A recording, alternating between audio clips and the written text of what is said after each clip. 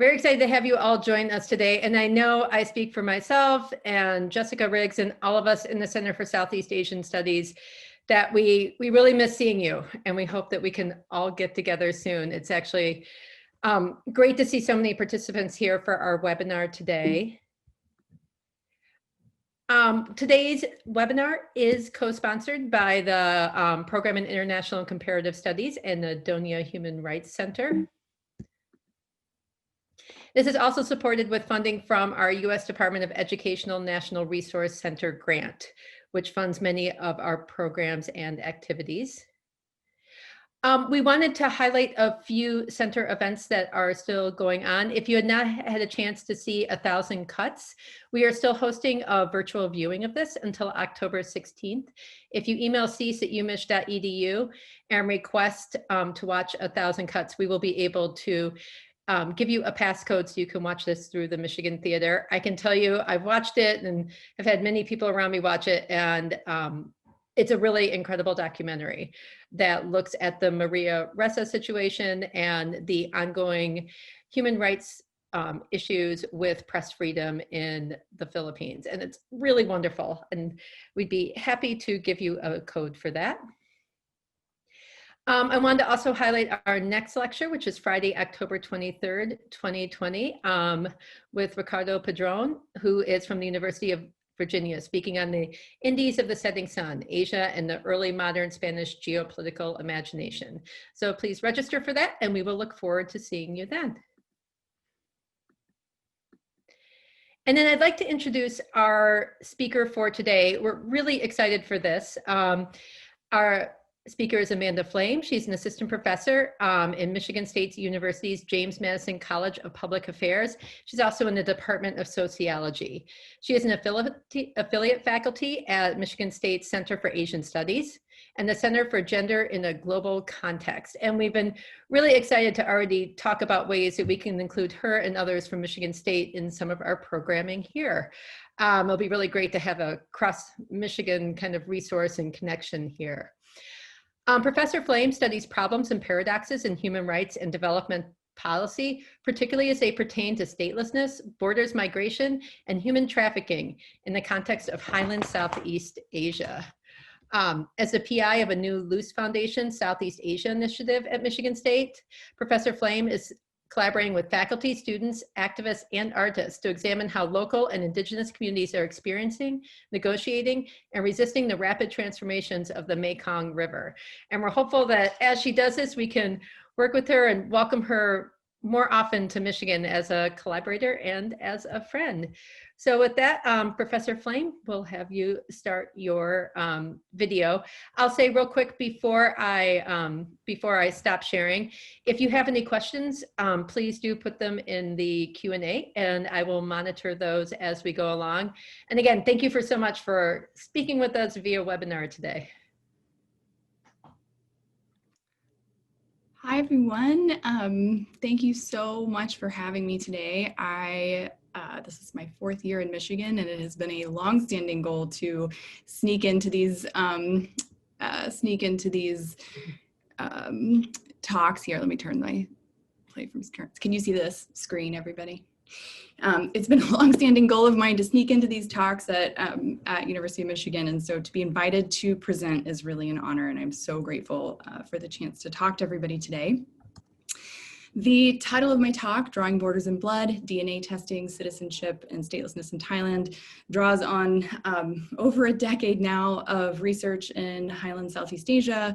And I'm gonna, before I get started on this, I have a quick word of thanks, not only to Laura and Jessica and faculty and students at the center for inviting me here, but also to a key set of contacts and mentors and folks who can't make it today because of various perhaps linguistic barriers and also time zone barriers. So I just cannot move forward without saying that this list of folks right here has been absolutely instrumental in helping me do this work or informing my work in the case of Adan Pinkau.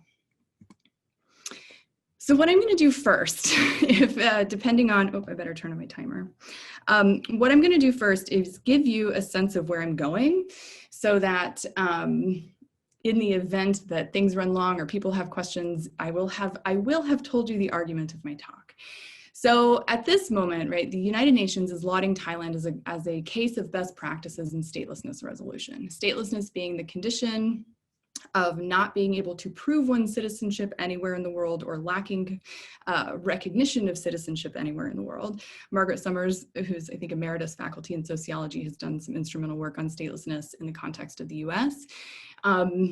And so Thailand, having been recognized for now a decade as having one of the largest statelessness problems in the world, is now sort of in various UN and international human rights circles celebrated for its sort of changing policy in addressing statelessness. Since 2000 in particular, Thailand has expanded its various paths to citizenship for resident aliens, Kondang Dao. And this includes, for instance, streamlining their bureaucracy and decentralizing bureaucratic paths to citizenship, expanding legal infrastructure, including NGOs in the process of applications and evaluations of citizenship claims, and now DNA testing. And DNA testing has been going on for almost a decade, but it's really, in my work, I am seeing it take an increasing and accelerating role in the process of citizenship adjudication. So what I'm doing today is building on an argument that I've made in a previous forum, and then examining this rise of DNA testing within the broader infrastructure of citizenship and statelessness adjudication. The common understanding at the UN and in Thai legal circles is that the problem of statelessness persists despite these efforts to make it easier for people to get their citizenship recognized. If anyone is familiar with my work in this circle, I've made the argument before, right, that the problem is not persisting despite these efforts, but in fact due to these efforts. And what I mean by that is that a scientific solution or a legalistic solution, the kind of techno-political solutions to a political problem of citizenship, these solutions and their constituent projects of documentation, testing, and DNA evidence are baked into the uneven and fraught and always incomplete project of asserting national sovereignty. So when someone goes to the DNA testing office, there is a checklist, and the checklist is very thorough. People need to have a range of documents. They have to have a range of signatures. I'm keeping myself accountable here by covering my checklist here as sort of an outline for the talk to see if I can lead you guys convincingly to the conclusions I just gave you. So I'm going to cover the research methods that inform the conclusions and the arguments that I'm making first, and then talk about the background of statelessness in Thailand and as it pertains broadly to UN policy, and then consider the ways in which evidence of statelessness is being evaluated both in DNA testing, so the evidence of one's claims to citizenship or lack thereof being evaluated and interrogated in the kind of DNA logics and the administrative bureaucracy, as well as this as a kind of broader bureaucratic project. So the research methods that I deploy, I am a sociologist, so for those of you here who exist more in the humanities, bear with me for a moment. I use very diverse sets of methods. I tend to be a methods pragmatist. So I did in-depth ethnography starting in 2008 and intensively through like the end of 2010, 2011. And then have been doing follow-up interviews, brief forms of ethnography and focus groups starting in 2016. My ethnographic work is multi-sided, meaning that I'm following cases of citizenship and statelessness across various villages, across places where citizenship is adjudicated, whether at the village, the district, or the levels of like higher levels of administrative jurisdiction. So that also means that the ethnography is multi-scalar because it moves through hierarchies of power. It includes more than 100 interviews, focus groups, particularly in the latter phases of my work, where I have essentially been asking government officials, villagers, NGO advocates, folks to help me interpret the work that I have done earlier and determine the extent to which this problem of statelessness is persisting and changing, et cetera. Also a range of document analysis, specifically to the kinds of documents that people are asked to show as evidence, documents that, that in the case of this one document here on the far right, I don't know if you guys can see my cursor here. This is an example of a document that was forged within a political economy in which documents are fetishized and very valuable. So they're entrepreneurial people going into Highland villages, pretending to be civil registrars and issuing documentation that once those documents, these forged documents, are produced at the district level, here is an office at the district level where citizenship applications are adjudicated, forged documents are then interpreted as a person's illegitimate claim to citizenship, and not only can it undermine their claim, but they can be deported for having shown this. So this is a really complex space in which identities are being asserted and adjudicated, and it's changing over time. So it also increasingly means doing work in the kind of spaces of adjudication of DNA, because DNA is, having a greater role in this kind of bureaucratic procedure of citizenship adjudication. So that is taking me to specific hospitals. Those of you who know Northern Thailand, this is Suandok Hospital, which is one of, initially it was one of only 4 regional hospitals that was designated by the Ministry of Interior as a legitimate space for DNA testing. They have now expanded the number of hospitals that do this work, but I have increasingly been attending to the process by which people apply for citizenship through DNA adjudication and testing. Also, as an insider-outsider, so I actually began this journey as an officer at the United Nations Educational, Scientific, and Cultural Organization, which until 2009 had an office for citizenship and birth registration for Highland people. And as a pause, the UN agency, UNESCO as a UN agency, does not have the mandate to address statelessness. UNHCR has the mandate to address statelessness, and this document is a UNHCR document that was released in 2015.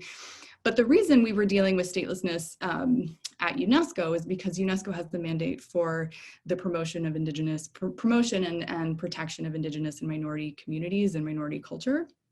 And for those who do work in border spaces or with Indigenous communities, we know that statelessness is not really an accident of the state, that these accidents or politics of neglect, or even outright exclusions disproportionately are committed against Indigenous or ethnic or racial or gender minorities within a kind of national community. So the issue of statelessness was one in which we kept confronting and encountering statelessness in dealing with a range of other kinds of issues that Indigenous communities in Southeast Asia were dealing with. And so in 2008, this really became a large part of this project. And so I have been kind of doing participatory ethnography as a member of a kind of UN bureaucracy, which I now am no longer a part of, but that's also informing a lot of my work. I'm going to show you some data from a survey that UNESCO did, that we did in 2010. It's a survey that performs a kind of methodological nationalism, meaning that the work that it does, because the survey in Thailand could only be done with permission of the Thai government, and that meant that the Thai government only gave us permission to do a survey in border villages. It sort of reproduces a notion that that the stabilities of national belonging are real, and that the problems of citizenship end at a fabricated border. But it is still nevertheless the only assessment in existence and wide assessment of claims to citizenship and the disjunctures between what Thailand and the Ministry of Interior specifically were saying, that, for instance, Highlanders who don't have citizenship simply aren't eligible for it at this stage. Our census was able to test that claim and effectively show that, in fact, no, there are many people who are eligible for citizenship or are citizens by law and yet are still denied it. This is what doing a survey in the Highlands looked like. I'm happy to talk about any aspect of this in questions in the question and answer period. But 15,000 households and 70,000 people, that was the team. And those data, for folks who are interested in it, should contact me. We can talk about that. So how is statelessness made in Thailand? Who is stateless now? How do people experience statelessness in Thailand? This is work that I've done in other fora. I'm not going to spend a ton of time on that, but I'm happy to talk about it if people are interested. And then what is the process through which statelessness is resolved? So this map right here is both effectively communicating. This is a map, a GIS map that comes from the UNESCO Highland People Survey in 2010. If we only show this map, what you can interpret is that there's regional variation in citizenship, right? That in some districts in the north, you have, in some sub-districts in the north, we have proportions of the population that are not citizens that are higher than those who are citizens, without having a range of other ways to kind of test eligibility. The Ministry of Interior pushes back on this, says, well, of course we see higher rates of statelessness in certain districts because that's where the aliens, I'm using this word aliens for people who don't know Thai, the term alien translates directly to Dang Dao. That's where alien refugees or migrants are moving in. And so they sort of say we expect to see these higher rates of non-citizenship. But it's important to note that we didn't do the research because we weren't allowed to in refugee camps, or in unofficial refugee camps that are controlled by various paramilitary groups out of Burma.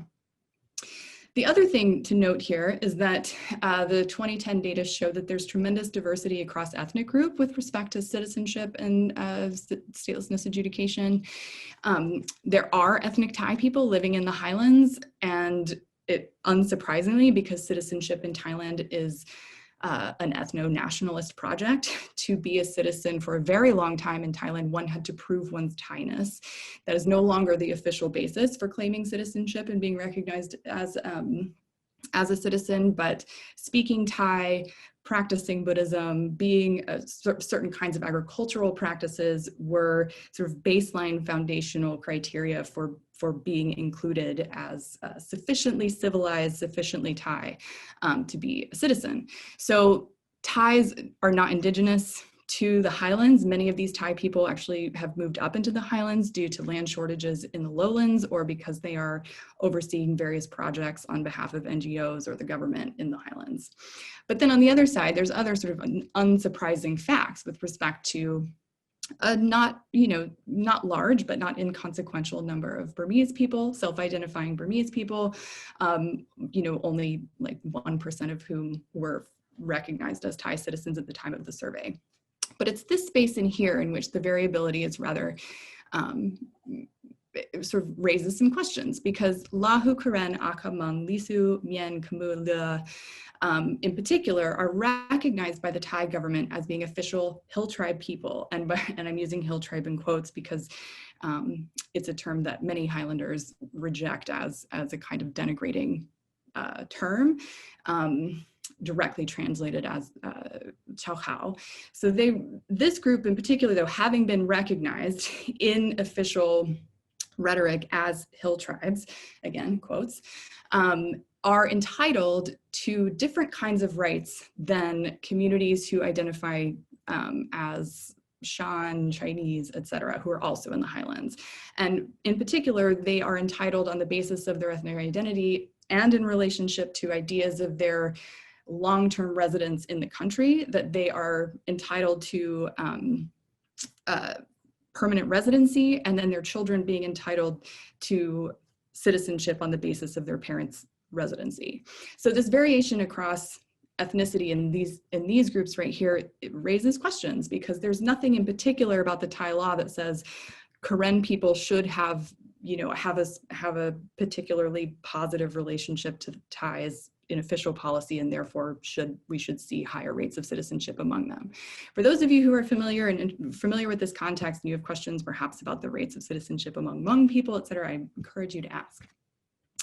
So now what I'm going to show you is a one more set of data from the survey.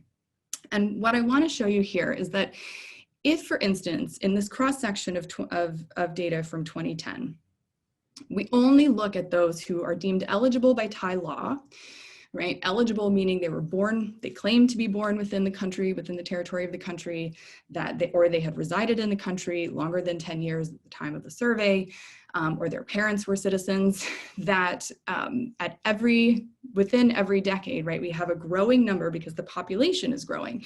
We have a growing number of people who are eligible for citizenship / they are citizens by law. In 1965, so the black line is total population. If you add the number of citizens and stateless, so blue and red line, that equals the black line. Everything prior to 1965, I'm showing Jim Scott's book here, which Highlanders were many adamantly rejecting this narrative, which I'm also happy to talk about. You know, he argues that prior to 2000, or prior to World War II, that Highlanders across Southeast Asia, you know, were stateless and sought statelessness on the basis of their cultural, agricultural, linguistic practices. And this data, whether or not we totally believe this argument as universally applicable to all Highland groups, it appears to hold water to an extent that in 1965, right, almost 100% of eligible people for our citizens by law are in fact stateless, right? And over the course of time, as the population grows, we see that by 1975, the kind of resolution of statelessness starts to grow. So by 1995, or just thereafter, before 2000, the number of stateless and number of citizens in this survey are equal. So something to keep in mind is that, you know, this is, on one side, it could be read as sort of changing eligibility or change, or sort of de facto evidence of something intrinsic to the population. But I would invite you to read this as a changing relationship between the state and the state and Highlanders themselves. So in 1970, the state initiates its first, or I'm sorry, 1969, it initiates its first vast survey of Highlanders, and for those who are registered, they are given what is called the Rian Chao Khao, or this Highlander coin. And it's significant, right? Symbolically significant to just look at what exists on this coin.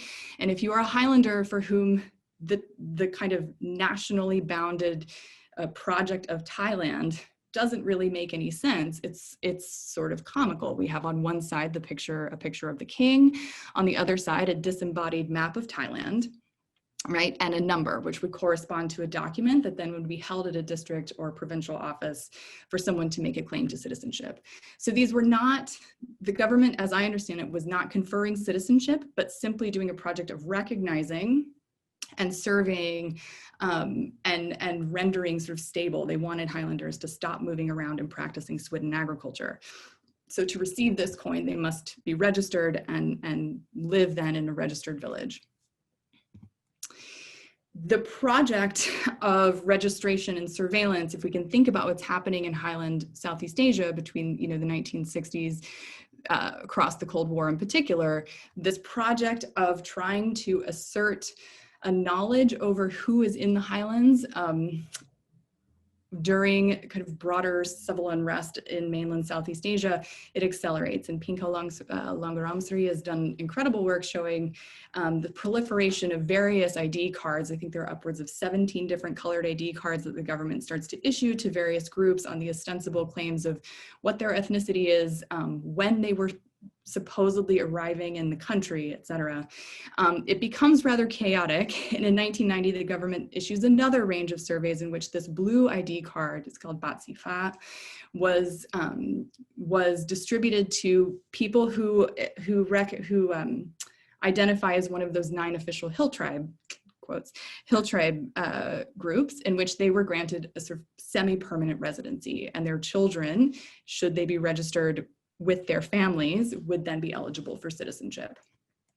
While all of this is happening, right, the idea that that Highlanders are seeking statelessness because it's a sort of state of sovereign freedom these decades in here between the Rian Chao Kao and the blue ID card are indicative of the accelerated expansion of the Thai bureaucracy, military, and development apparatus into the highlands. And alongside these registration campaigns are the efforts not only to kind of settle these villages permanently, but exercise control over their agricultural practices, and in fact, if they are not citizens, which as you can see, the majority were not citizens in here, they were not allowed to leave their districts without acquiring official permission from a district officer at the time, who would certainly not have been Highlander or speak Highlander languages. So people are incredibly frustrated about this.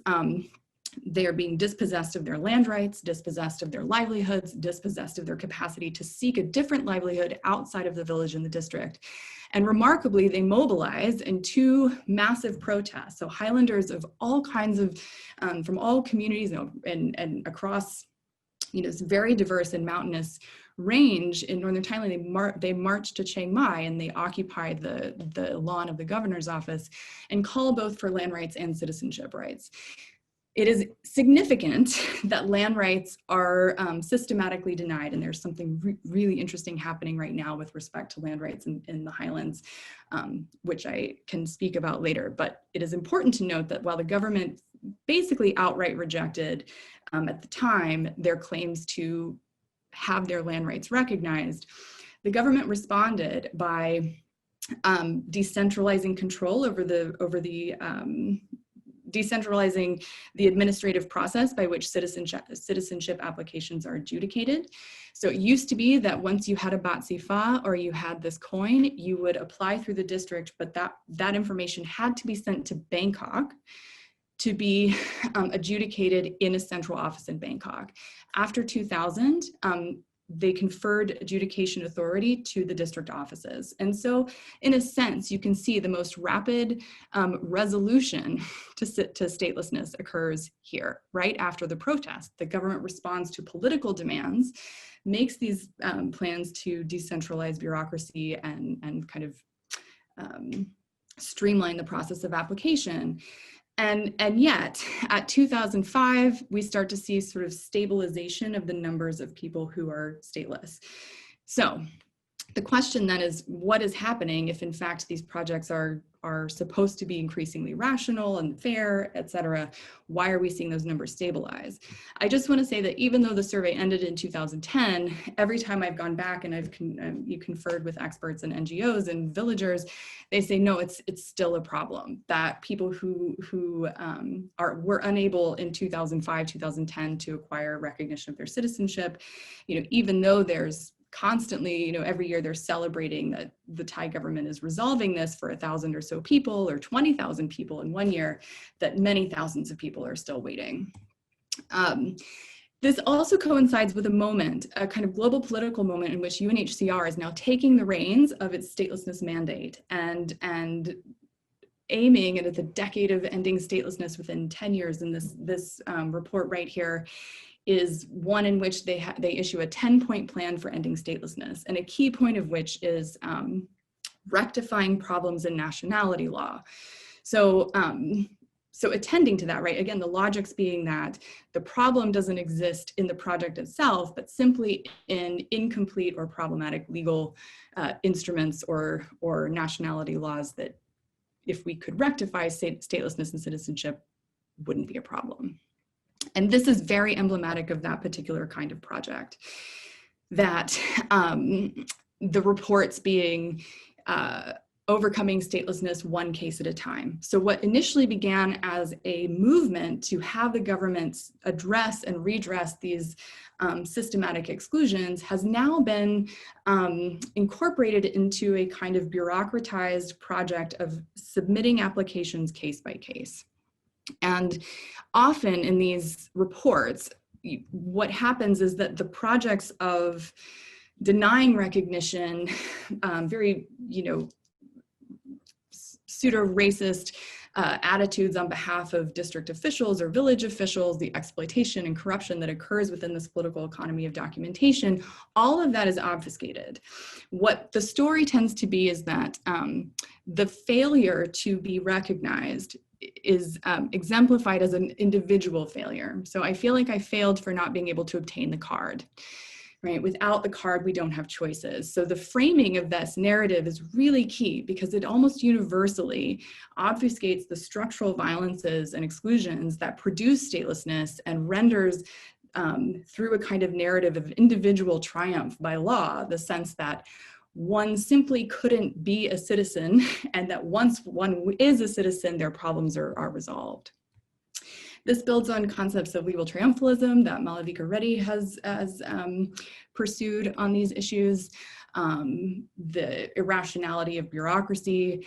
But one key moment I just want to draw our attention to before I get to this issue of DNA is this image right here is a picture that the Thai government took at the end of the wild boar crisis. So the youth soccer team that was stuck in the cave in Chiang Rai. Turns out that 3, I believe, were stateless. And so once these kids were rescued, and this becomes an issue of kind of national pride, the question of their citizenship is raised. And this is an image of one of the kids receiving, so you can see, receiving their ID card, their national ID card from the district official. And everything about this image reflects the Thai government's project of performing a kind of paternalistic incorporation, the rationality of the district official wearing a particular kind of professional uniform in which we would expect all district officials to wear, and the significance of this person, this youth who looks grateful, he's smiling, and also wearing his Thai uniform. So this is also signaling a kind of moral project of his willingness to participate in the Thai nation. So the question then is, how and why does this persist, and what is the role of DNA testing in being a part of the solution? So I think what I'm going to do, given time, I think I have 10 minutes, is maybe skip one section of the evidence and get to the point on the DNA. And then should folks have questions about how I got there, I can also address that in the questions. So again, right, since 2000, Thailand expanded its paths to citizenship for resident aliens, streamlining bureaucracy and legal infrastructure with NGO buy-in and DNA testing. And as I say, right, this is due, the problem of statelessness persists due to these efforts, because of these efforts, not despite them. Because the scientific solution and its constituent architecture of documents, testing, DNA, and evidence are baked into the uneven and fraught and always incomplete project of asserting national sovereignty. So I will just give you a hint of what I mean by this. That's the project. What is the project of asserting national sovereignty or claiming this? The claim of the state, if you look at this map on the left, Anderson, and building on Tongchai's very important intervention, right, talks about the kinds of power that and claims and stories or narratives that maps convey. So most people now are born in states where by law, it shouldn't matter where you are born within the state. If you are born within the contiguous borders of a state, most likely, particularly in the United States, prior to 1992 for Thailand, you are a citizen. Right, so the performance of sovereign stability is that it doesn't matter where within this these contiguous borders you're born, you're a citizen. The other performance of stability is, in Thailand, this is very particular, but the idea that if you are registered in a household, that household is mapped to a village, the village is mapped to a district, the district is mapped to the Ministry of Interior, and that all of the practices between them and at each level are even, reliable, fair, and just. So that is a claim. This is an image of, again, the district office, which also performs a sense of, because those district offices are very uniform in many ways across the country, it performs a sense of reliability that no matter which district office you go to, the work is the same. And again, the way in which officers wear particular kinds of uniforms also to perform a sense of stability and reliability that this process is rational and clear and even. In truth, as I've shown in other places, there's tremendous institutional instability. An example of this, comparing one district official to another. These people, this district official, like this guy down here, each district official has the same jurisdiction or same authority to confer citizenship or to recognize the citizenship of its applicants. And so with that in mind, right, comparing these two district officials gives you a sense of how uneven or unstable these claims to rationality and evenness are. So one person says, I have so much experience in Hill Tribe districts, so I want to issue citizenship as much as I can before I retire. Excuse me. The system in Hill Tribe districts is very complicated.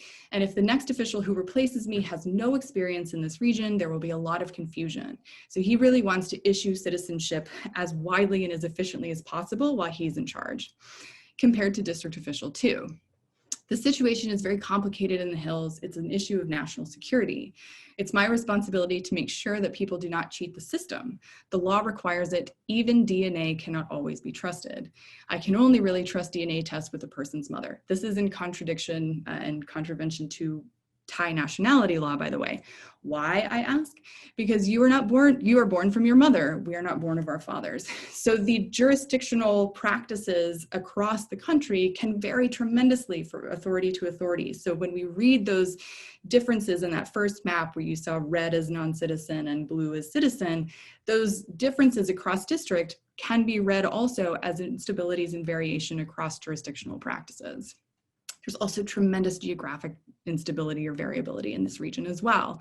So again, the map of rational Thailand presumes that even if you're born at the border, or you're born on a mountain, your citizenship is stable, your claim is stable, because everyone can have it recognized at the local office.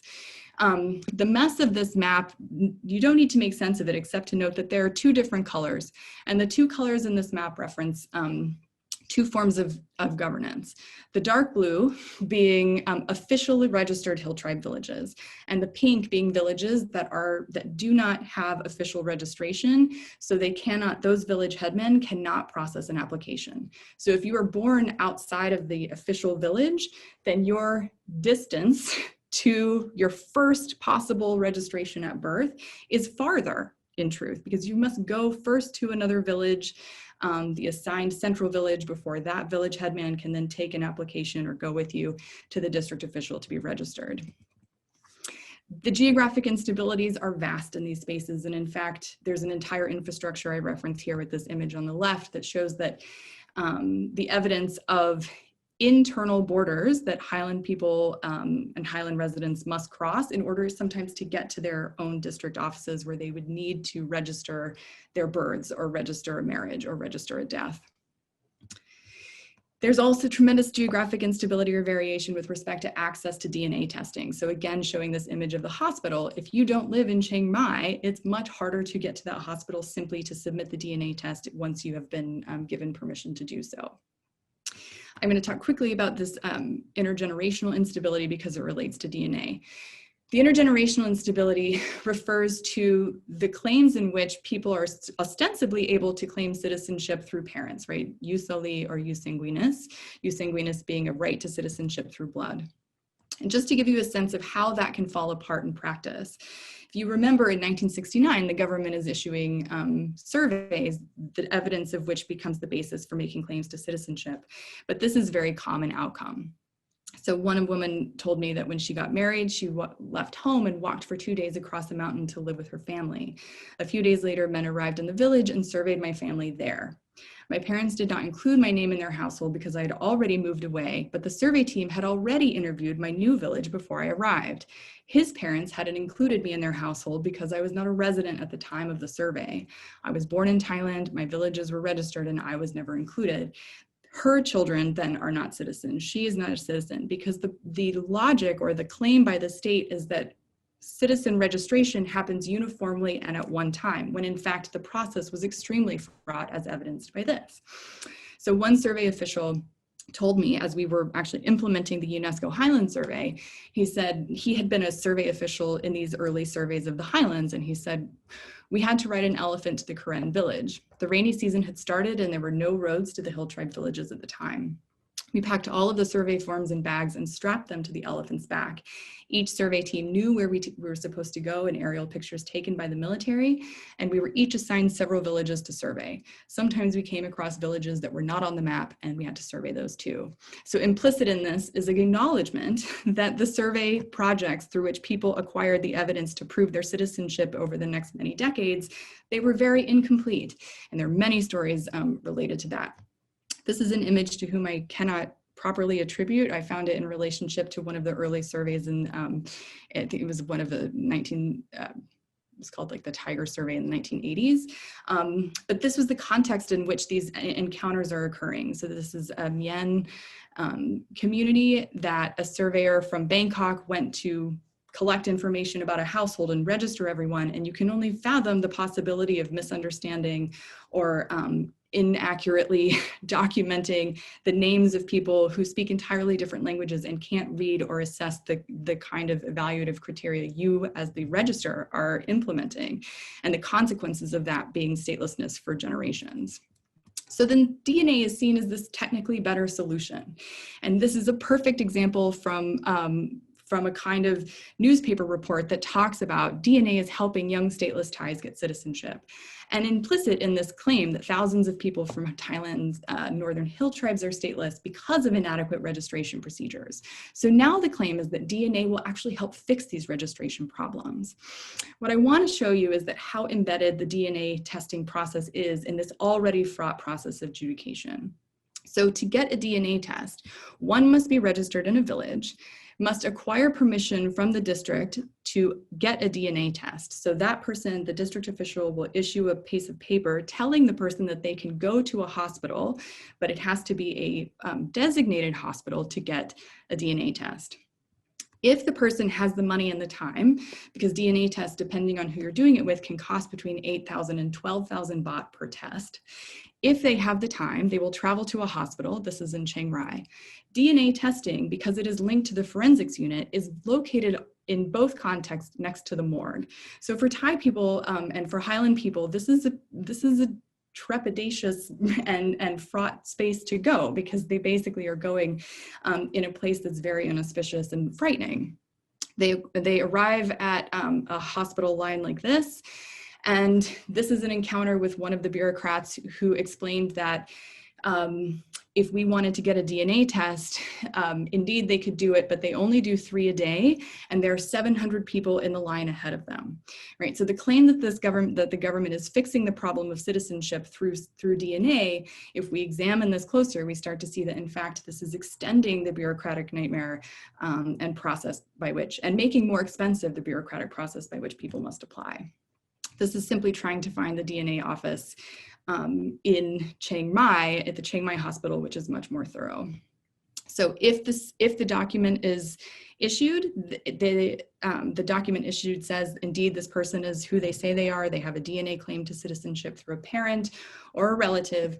That information, the report, is sent from a lab back to the district office and not to the village. So the person waiting for the process doesn't have control. The applicant doesn't have control over that information. So to conclude, right, the problem persists due to this process of rationalization, the scientific solution, right, being embedded in this very fraught and uneven project of asserting national sovereignty.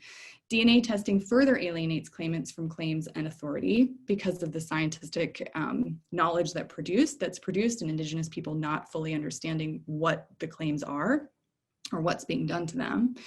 It also drastically, as I said, increases the price of citizenship. And simply put, right, DNA cannot resolve the political instabilities and claims to asserting national sovereignty. So the idea that DNA should be the solution to individual claims to citizenship, I think it would appear as a paradox. But in fact, if we read it differently and we see that DNA is actually a solution to the problem of the ethno-state's always unstable assertion of sovereign rule in the Highlands, it begins to make sense. So that is what I have for now. I believe I went over by 6 minutes, but I am thrilled that you're here and I'm looking forward to feedback. Thank you.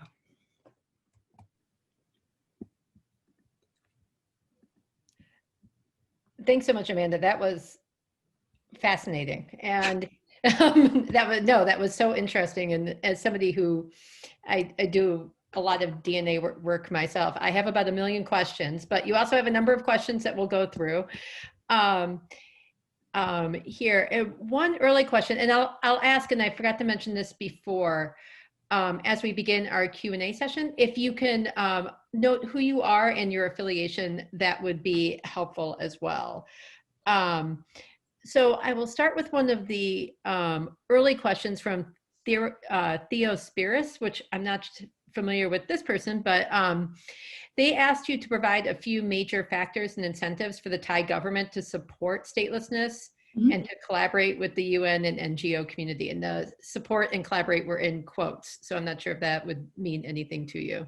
Yeah, I mean, as I said initially, right, the government is extremely, to even do the work on statelessness was extremely controversial. So the person, Pimiju, who I referenced at the outset, had been targeted as an activist just for raising questions of Highlander citizenship.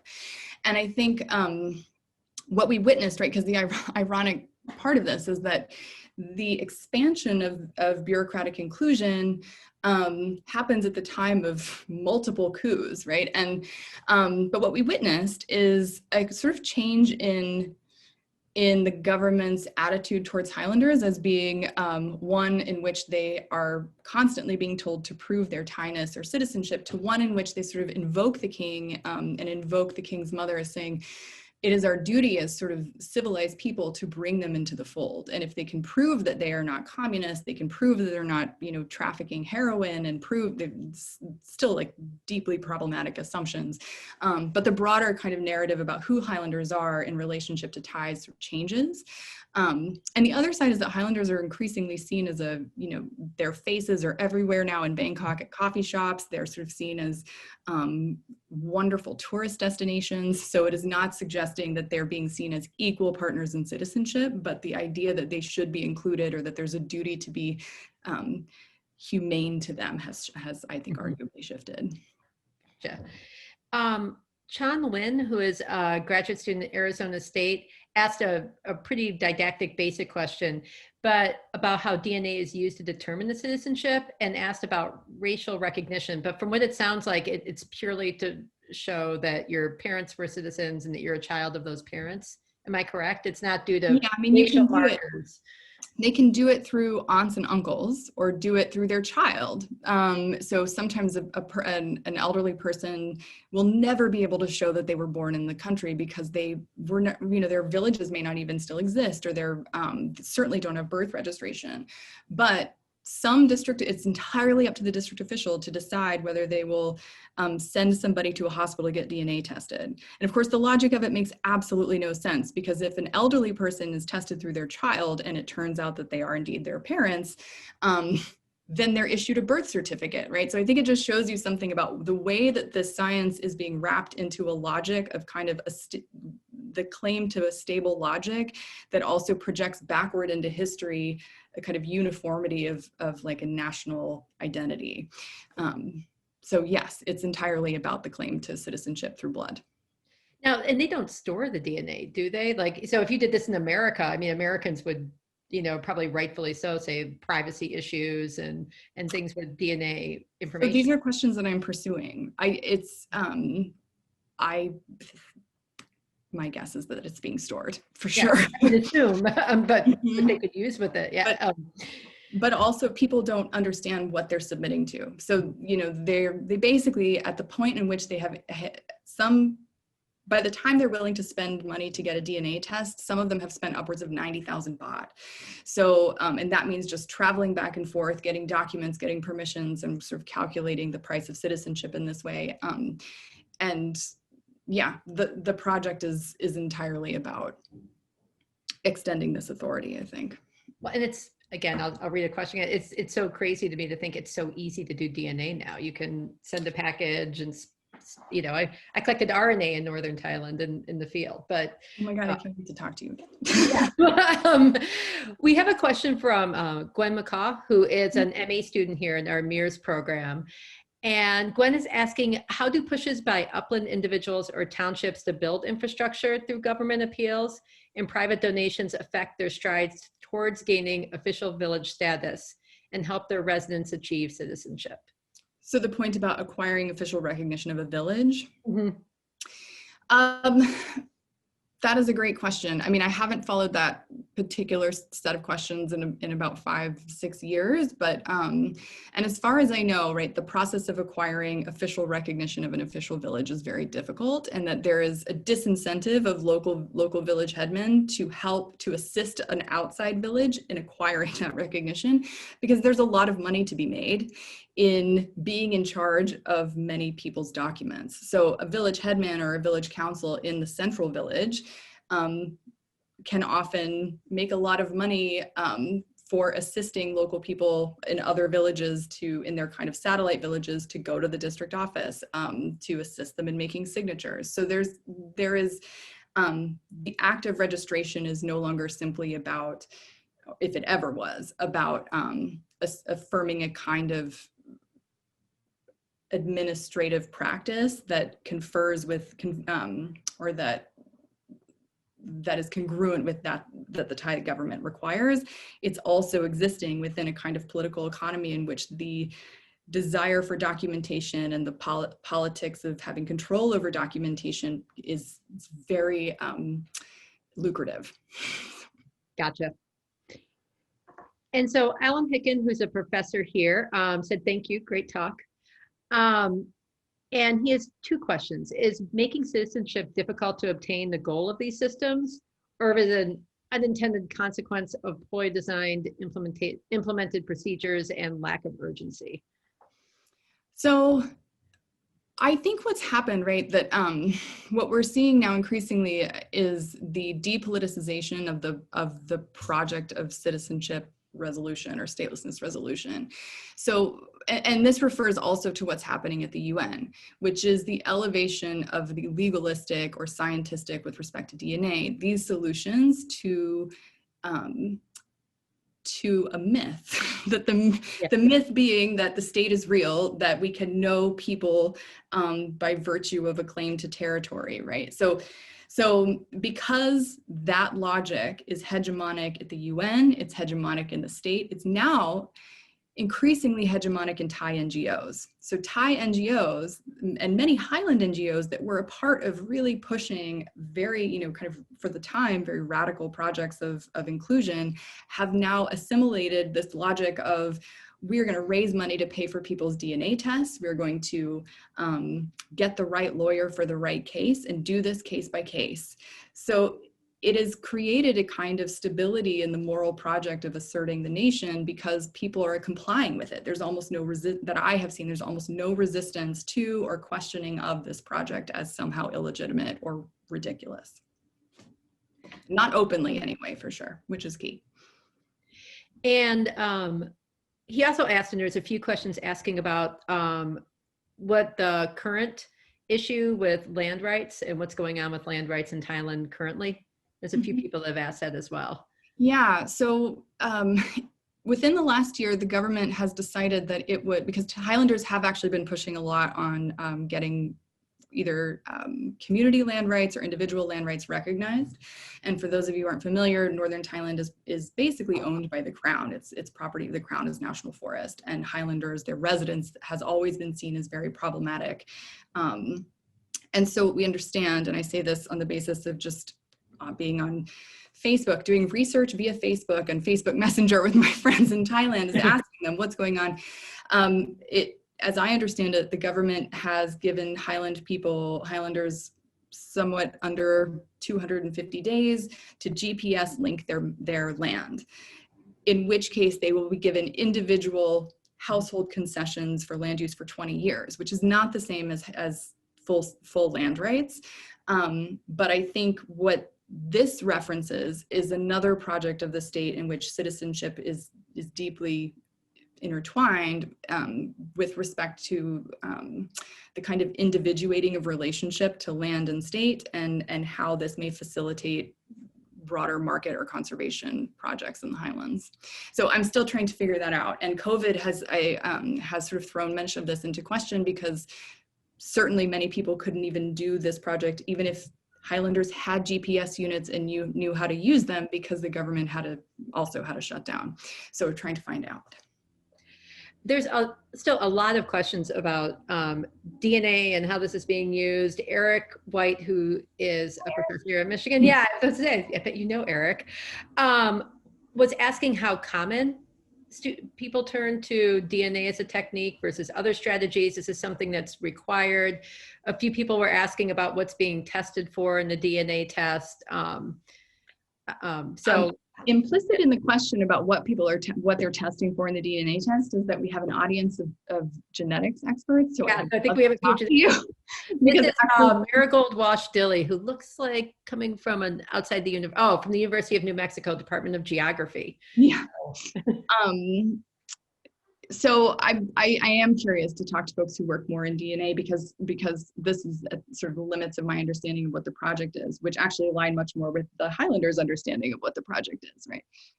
Sort of mining blood for evidence of Thainess. But essentially, they're looking at the significant likelihood that one is a child of parent to or 1 degree removed relative from the person that you're testing with. So you have to do the test with 2 people, which is why they're so expensive. It's 4,000 baht per person if you're doing child to parent, but that's why it's 8,000 baht. Or in the case of an aunt or an uncle, like as you move out of the family circle, it becomes much more expensive, and that expense is borne by the individual. The extent to which this is normalized, Eric, is I'm sort of trying to determine that, but I think it's 2 things. The fact that NGOs that were very active in exposing government corruption in documentation schemes have now incorporated funding DNA tests as part of their resolution project. So and the fact, that I went to, so I don't have a recent survey to sort of assess how often people are doing this. The 2010 survey suggested very few people had ever done this, but also having gone in last summer to these hospitals and asking the DNA testers there, the administrators, what's the line? And they said 700 people are in line ahead of you, right? Suggests that this is a significant project. But I don't know yet, what did it take for these 700 people to get in line? I mean, I have an idea through the process, but I haven't more than like a handful of interviewees. I don't know a significant number of stories about it yet. So that's, wow. Yeah. Next. Mike McGovern here at Michigan in Anthropology asks, you mentioned Jim Scott's argument about the highlands of Southeast Asia. Your story seems to support many aspects of his narrative, but you suggested you and/or Highland people you work with have objections, and just wanted you to expand on that a little bit. Well, the interesting thing, I actually am not personally committed to one kind of objection or affirmation of it, because he's very clear that he makes this claim up to World War II, right? He says this does not pertain to Highland conditions post World War II. So I think in that way he gets a pass. And I don't do historical work in that same way. Nor am I someone who's deeply, trained in ethnomethodology such that I know a particular Highland groups. I spent disproportionate time with Aka people because for a range of reasons I'm happy to talk about, but am not like an Aka specialist in that way. So I can't even really assert any claim about whether he's wrong or right pre-World War II. What I was mentioning though is that at the time that he publishes this book, the Highlander activists are doing the work of saying, we want to be Thai. So when they get wind of a project that says these groups have always rejected the state, right? They're saying, they actually went to his talk in 2009, one of whom was saying, I can't believe he's doing this because doesn't he know how hard we're working to show that we're Thai? And if Jim Scott listens to this, talk about it. But I think it's not about an argument with his claims. It's a sort of question about the ways in which those claims are taken seriously by powerful constituencies in the government who are very interested at the time in sort of showing that Highland people don't deserve Thai citizenship, or that, and because it's not entirely, as I've shown in that interview, that with district officials, not everyone has this idea that they should give citizenship to everyone or recognize the citizenship of everyone. So within these fraught politics, there was a considerable nervousness that this argument that he was making would be taken up in a political way to justify their perpetual exclusion. So we have time. I think we're at time, but I thought I'd finish on one more question with, and I'm going to just kill this name. I apologize in advance. Pian Pachong, who's an anthropology student from the University of Hawaii, and just kind of finish on what citizenship means to these Highland people, because you've been able to interact with them and meet with them. And then on one hand, the internal borders and distance to public hospitals and schools, does that make the difference? Is it these tangible benefits, or is it more symbolic? Do these people feel Thai? Is this something that symbolically is a little bit of both? And just kind of closing on that, like what does this mean to the Highland people? Such a great question. I'm sort of interested in, and this is why I love giving a talk in a forum like this with folks who know the region. So I would say the relationship to citizenship is shifting as the product of citizenship becomes hegemonic in the space. And this means two things. One, Highlanders, with the exception of one person whose exception sort of proves the rule, Highlanders speak about citizenship as something that exists outside of them. So I don't know in this space how people relate to citizenship, if I might say I'm an American citizen, to suggest linguistically that that is something intrinsic to my being. I'm just saying this about myself. Highlanders talk about citizenship as something that they acquire, as something that they get, as something that they change. It's a sort of pragmatic identity that conveys and confers rights and privileges of labor, claims to own land outside of the Highlands, access to school scholarships, right? So it is a vehicle in the way that they talk about it. So for Thai folks here, they say Dai San Chat, On San Chat, Bien San Chat, and they don't really say, I'm Thai, right? Because also it's an ethno-state. So Thai-ness is also, is explicit. It's an explicit project of asserting a Thai ethnic project. So that also, it can't be disentangled. Citizenship can't be disentangled from the way in which they're constantly being made to feel not properly Thai.